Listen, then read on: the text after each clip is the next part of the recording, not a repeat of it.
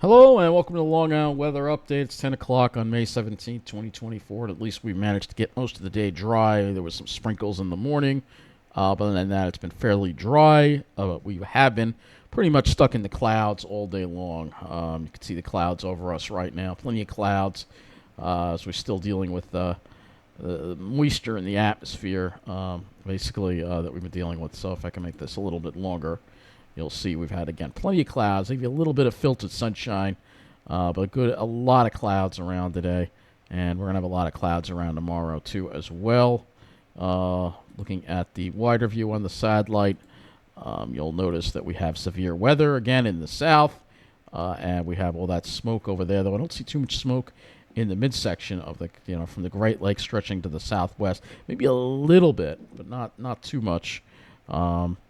But we definitely have a flare-up of severe weather in the Florida Panhandle, maybe southern Georgia. It looks like extreme southeast Texas as well. I see storms popping up over there as well. We can look at the flash intensity and see the lightning that's popping up here. So that's definitely thunderstorm activity.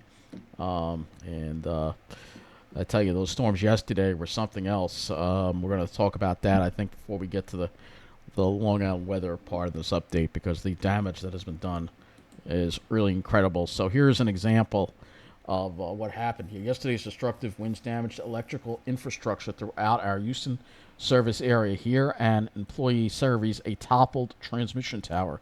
This transmission line is affecting 115,000 customers in northwest Houston. So until they rebuild this, it's going to take days for them. Those customers are going to be out of power for a long, long time.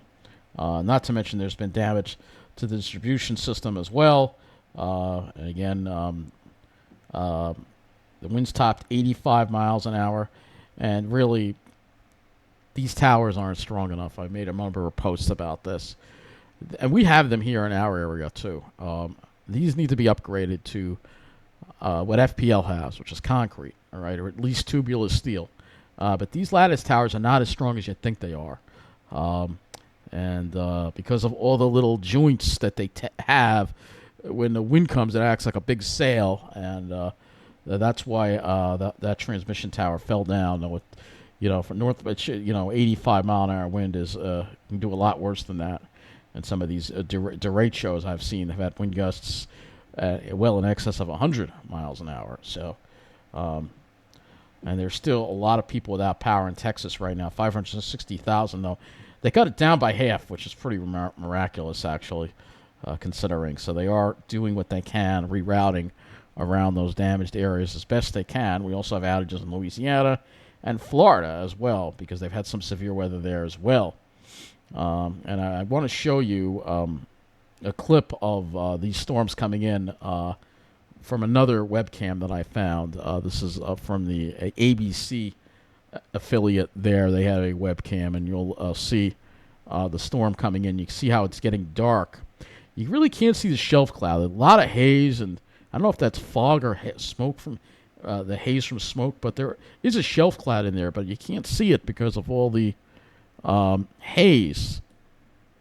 And you can see it progressively getting darker and darker and darker and still darker. I mean, look at how dark it's getting. This is, again, incredible. Kind of reminds me of a Derecho. I think it's a straight line wind. I know this was a tornado-warned storm, but I don't think there was actually a tornado. You can sort of see the outline of the shelf cloud. Can't see it too well because of all the haze. I don't know if that's... You can see some power flashes. There's one right there. And this is as it's coming in here. You can see this as it's coming in to Houston. And it gets even darker than that. Go back a little more. I mean, it turns to pitch black. I mean, this is one of the worst storms I've ever seen. You can see, again, those power flashes going on in the distance there. As the power lines get knocked down from these strong winds. They seems to be straight line winds. And you can see it gets still darker. It's still getting darker. I mean, Yeah, it's still getting darker. I mean, look at how dark it is. Oh, there's a power flash. So, yeah, very dark. Look at that. And then they eventually they turn the camera and then they bring the camera gain up. You can see the wind is now shaking the camera very violently. And eventually they bring the gain on the camera up so you can see what's going on because it's very dark. They have to bring it looks like nighttime pretty much as the storm is hitting. I mean, what an incredible storm that this storm. It started right around lasted from like 6:20 to like 6:40 last night, and really incredible to see the amount of violence that this storm had and how dark it got too. It was really just incredible. Eventually, they pan the camera down, and you'll be able to see. I mean, look at that. You can't even see anything. The rain is coming down so heavy. Like a wall of wind. It's almost like getting an eye wall. That's why this reminded me a lot of a Derecho, this storm here. It really did. I mean, a lot of lightning. Again, you can't see anything here.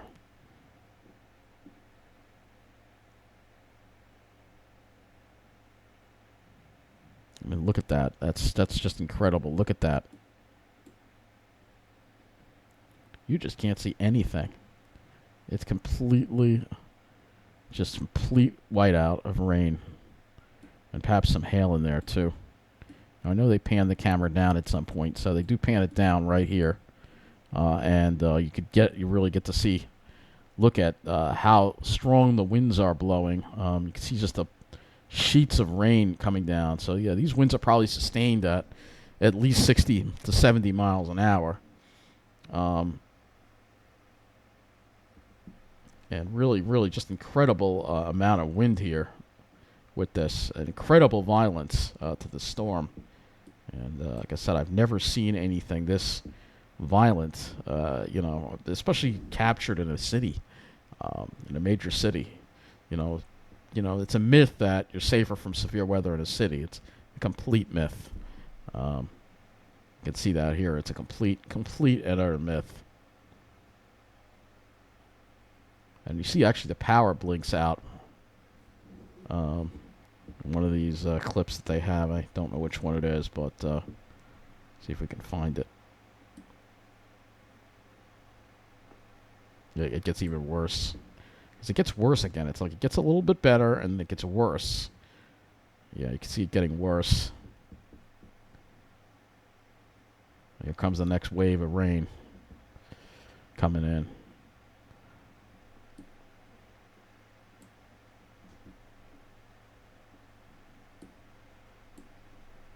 See, a lot of lightning, too, by the way.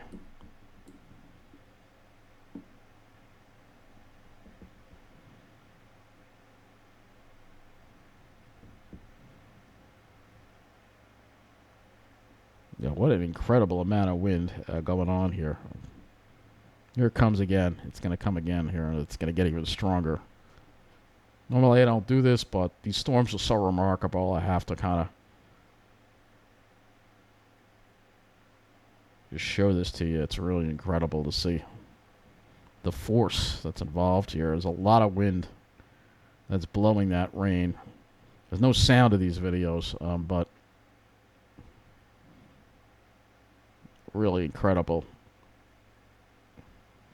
to see the ferocity of the storm.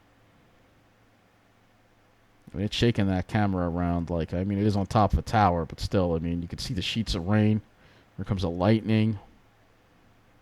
There's a spot where the power blinks on and off.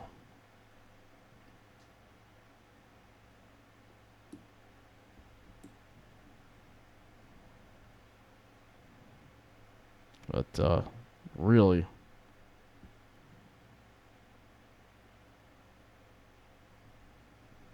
look at that. Yeah, this is where it gets worse again too. Look at that.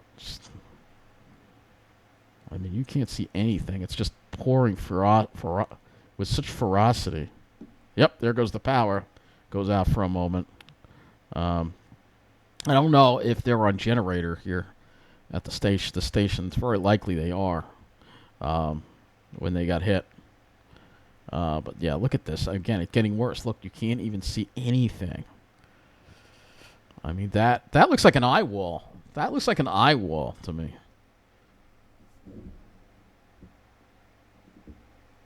That looks like an eye wall with lots of lightning. I mean, that's just incredible.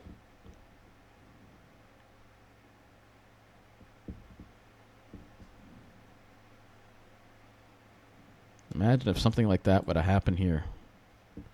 I don't want to think about it. I can only hope that it doesn't. But, I mean, we have things in our favor that kind of prevent derecho-type storms here, like the mountains. But nothing's a sure guarantee again. You can never be safe from these things. But this looks like a derecho-type storm. Here it comes again. I don't know if I rewound it there. Look at that. Another burst. Oh, my gosh. Look at that.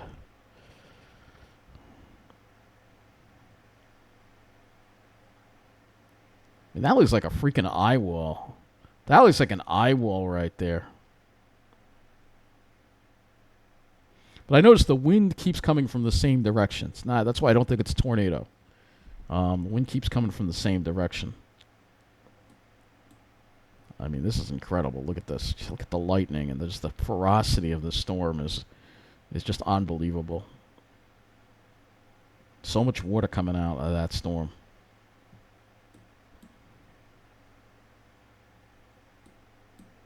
You can see they're kind of turning the camera around, so you can see, look at the sheets of rain coming down across the parking lot there, and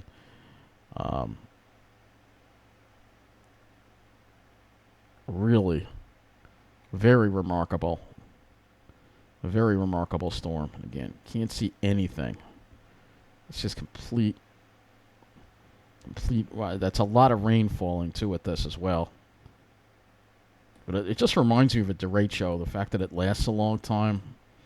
We're going to actually go to the Weather Service. I'll close this up. We're going to actually go to the Weather Service and go to the National Weather Service in Houston and see how they've classified this event. And we'll see. They should have highest wind gusts. Air quality alert. Looks like they're going to have some air quality issues, but let's go to the new window here, and these are the wind reports here, and it looks like straight line wind damage because I don't see anything about a tornado here, but a lot of straight line winds here. The ship channel got 74 miles an hour. This is pretty remarkable wind speeds. However, you'd think that it would take more to knock down those big towers, but I don't see any mention of a tornado actually here. Let's see if we can go to local storm reports. I don't know if there was an actual tornado or not. Because yesterday we were thinking it was a tornado. Of course, their page is different. But I don't see... Let's see. We can go to their Twitter. Let's see if they've posted anything on there about it. Let's see. They got some special marine warnings. Widespread power outages. But I don't see anything about a tornado being confirmed yesterday. So I'm thinking that it's straight line wind damage at this point. So a very remarkable storm, and it's absolutely incredible. And you'll see here. Let's go to the weather and hazards map now, and we'll see what's going on across. And we see here's the severe weather that's going on right now in the Florida Panhandle, northern Florida. Looks like we've got a tornado watch. A large area of flood watch in effect because of all the rainfall. And let's just put this to view the weather warnings. All right, so I don't see any tornado warnings. That's good. We do have severe thunderstorm warnings, though, and a number of flash flood warnings. So let's see the observations on the screen, and we'll take a look and see just how much rain has fallen in this area. So we'll go to, we'll just do 24-hour. Go to 36 hours and see what we've got. And look at this. Look at all the rain that has been falling here in the south. I know there was a drought in the south. That's over. Because look at all this rainfall that we've had. And again, Houston itself has had a lot of rain from those storms as well. Well over an inch of rainfall. Look at that. Some of those areas got over 2.89 inches of rain from that storm. So it was a lot of rain, too. Look at this. Lots of rain all over the south, over 4 inches in some of these areas. So there's a lot of rain going on. You have all this Pacific moisture that just keeps flowing into the country and causing this. But anyway, let's go into our area now. We'll go look at our surface observations here, and we'll see that we have temperatures generally 58, 50, 61, 50, and 9 degrees at Islip. And it's not that warm out. However, in my alley, yeah, it's still 66, so I got to run the air conditioner. It's unbelievable. Maybe it'll cool off later, and I can turn off the. The air conditioner is basically going nonstop from like probably April to like October in this place. It's like you're living in a building with no windows, basically, because you can't get any fresh air from it. So anyway, so temperatures generally in the low 60s, a little bit of moisture around. Just showing you what the day was like today. Yeah, we had a lot of clouds around, fairly overcast conditions, a few peaks of sun here and there. Looking at our highs, we did manage to get into the low to maybe even mid 70s. I see some mid 70s surprisingly out in east central Suffolk, and yeah, low 70s pretty much. I guess there was maybe a little more sun there, perhaps. Looking at our lows, mid 50s generally. So let's go to our weather service now and look at our climate statistics for the day. And for Islip, we got up to 74 and a low of 56. And we're actually 5 degrees above normal for the day.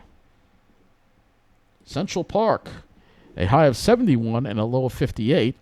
2 degrees above normal for the day. So a little bit above normal today for a change, because I know we've been below normal quite a bit. So looking at the Storm Prediction Center, you can see there's that risk area there that's over the Florida Panhandle, and the slight risk all the way going back to Louisiana, surrounded by a marginal risk. And then another area of severe weather actually up in the Dakotas as well. Let's move this to 2. And it looks like they have the slight risk now extending into a little further east into the Carolinas a little bit, surrounded by marginal risk. As far as our area goes, no risk for severe weather. And then day 3, it moves back to the Midwest again. So looking at our weather map, we've got low pressures that are going to kind of try to be forced to the south by a weak high. It's a weak high. That's why we're not clearing out at all. And the south will continue to deal with rain. Obviously, we look at this QPF forecast here. You can see day 2, day 1, day 2. You can see, but that rain is staying to the south. Luckily for us.